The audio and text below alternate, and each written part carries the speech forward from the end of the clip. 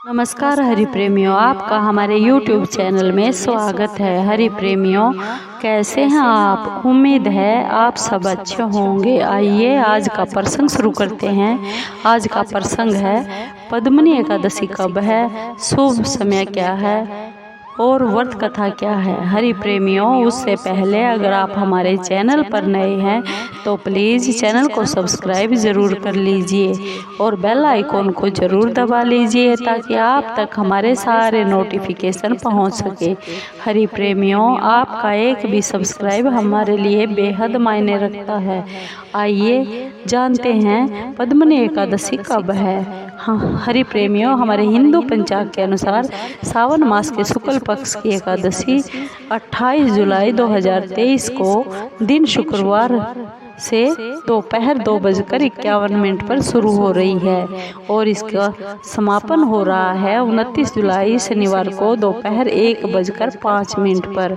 उदय तिथि के अनुसार पद्मनी एकादशी का व्रत 29 जुलाई को ही रखा जाएगा। यह दिन शनिवार ही होगा। पद्मनी एकादशी का व्रत का पारण समय रहेगा 30 जुलाई द्वादशी के दिन सुबह 5:41 से लेकर सुबह 8:24 तक पारण किया जा सकता है। हरि प्रेमी, मल मास यानी अधिक मास में होने के कारण इस एकादशी का महत्व बहुत ही अधिक बढ़ जाता है। आइए जानते हैं कमला एकादशी यानी पद्मनी एकादशी की व्रत कथा। हरि प्रेमियों, हर 3 साल के बाद अधिक मास आता है जिसे मल मास भी कहा जाता है और पुरुषोत्तम मास भी कहा जाता है। यूँ तो साल में 24 एकादशियाँ होती है, परंतु अधिक मास की 2 एकादशियाँ जुड़ जाने के कारण प्रति वर्ष 3 वर्ष में 26 एकादशियाँ बन जाती है। मल मास में परम एकादशी और पद्मनी एकादशी का व्रत रखे जाने का बहुत ही महत्व है क्योंकि यह 3 साल बाद आती है। आइए जानते हैं इस एकादशी की पौराणिक कथा। यह त्रेता युग की बात है। राजा कीर्तिवीर्य की कई रानियां थीं, परंतु उन्हें संतान कोई भी प्राप्ति नहीं हुई थी। संतानहीन होने के कारण राजा और रानियां बहुत ही दुखी रहते थे। एक दिन संतान की कामना से राजा और रानी के साथ जंगल में तपस्या करने के लिए चल पड़े और कहते हैं कि तपस्या करने से राजा की हड्डियां ही बस शेष रह गई थी। बिल्कुल कंकाल जैसा शरीर हो गया था। फिर भी तपस्या का कोई भी परिणाम नहीं निकला। तब रानी ने अनसुईया माँ से इसका उपाय पूछा। अनसुईया माँ ने रानी पद्मिनी से मल मास के बारे में बताया। उसने कहा कि मल मास में 32 माह के बाद आता है और सभी महीनों में सबसे महत्वपूर्ण महीना माना जाता है। उसमें शुक्ल पक्ष की एकादशी का व्रत करने से तुम्हारी सभी मनोकामनाएं जरूर पूरी हो जाएगी। श्री हरि विष्णु प्रसन्न होकर तुम्हें संतान की प्राप्ति अवश्य करवाएंगे। पद्मनी ने माल मास के शुक्ल पक्ष की एकादशी का व्रत विधि और विधान से किया।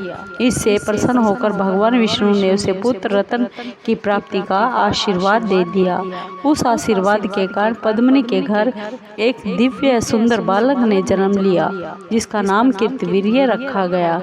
पूरे संसार में उनका जैसा कोई भी बलवान नहीं था। भगवान श्री कृष्ण ने भी यह बताया कि मल मास की पद्मनी एकादशी की व्रत कथा जो भी सुनते हैं उनको वैकुंठ की प्राप्ति जरूर होती है। भगवान श्री कृष्ण ने अर्जुन को इस व्रत की कथा भी बताई थी।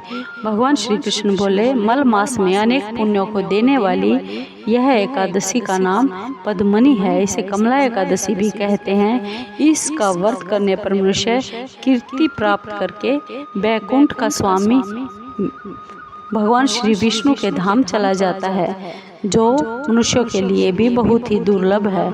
यह एकादशी करने के लिए 10वीं के दिन व्रत का आरंभ करके कांसे के पात्र में जौ और चावल आदि का भोजन करे तथा और नमक ना खाए।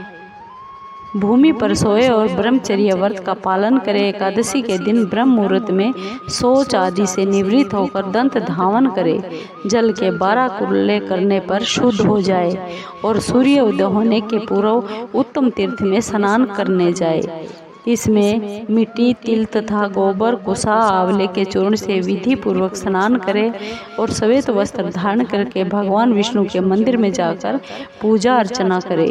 वो भी इस व्रत को करता है, कथा को सुनता है, वह मेरे धाम यानी विष्णु लोक को ही प्राप्त होते हैं। हरि प्रेमियों, आपको ये एकादशी व्रत कथा कैसी लगी? अगर आपको अच्छी लगी हो तो प्लीज़ चैनल को सब्सक्राइब कीजिए, लाइक कीजिए, शेयर कीजिए और कमेंट ज़रूर कीजिए। धन्यवाद दोस्तों।